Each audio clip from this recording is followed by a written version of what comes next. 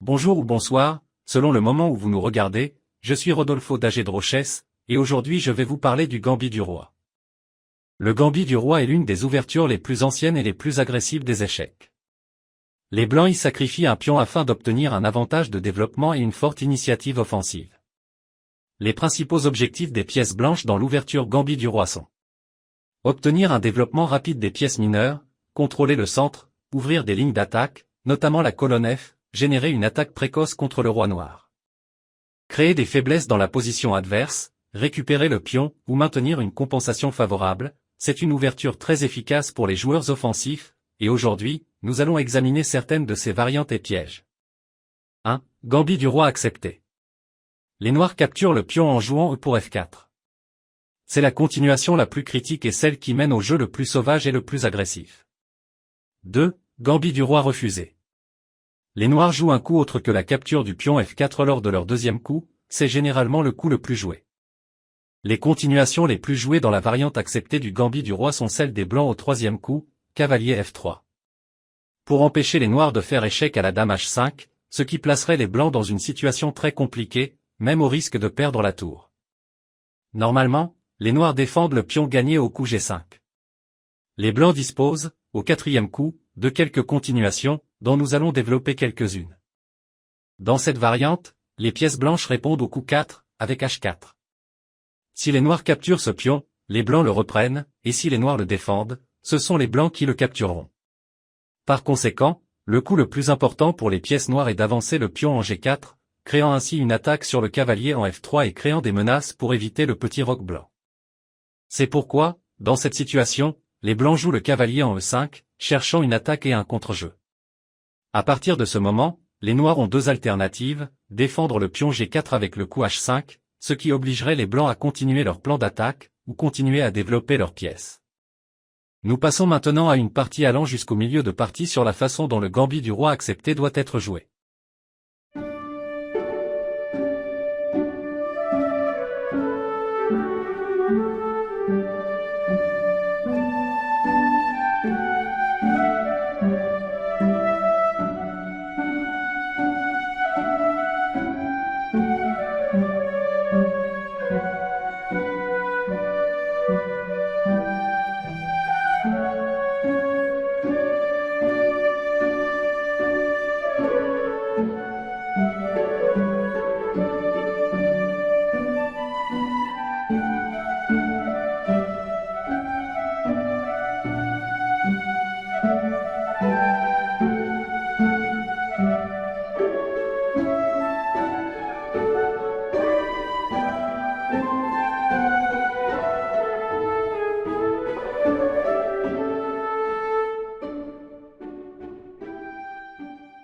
Bien que toutes les variantes du gambit réfuté soient importantes, la plus jouée est le contre-gambit de Falkbeer, que nous développerons ci-dessous.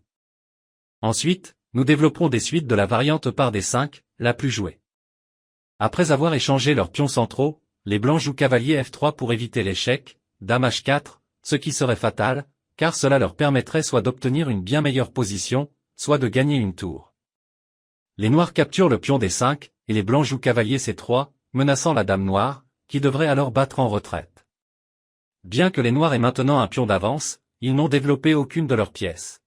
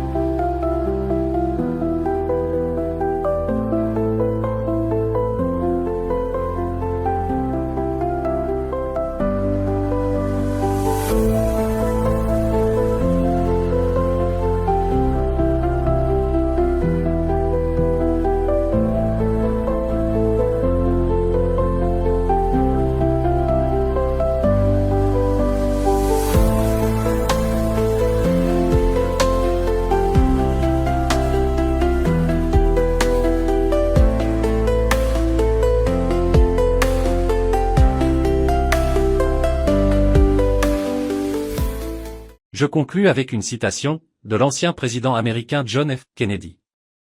Imaginez, quand vous ne vous entraînez pas, quelque part dans le monde, il y a quelqu'un qui s'entraîne, et quand cette personne vous affronte, elle vous bat à coup sûr. John F. Kennedy.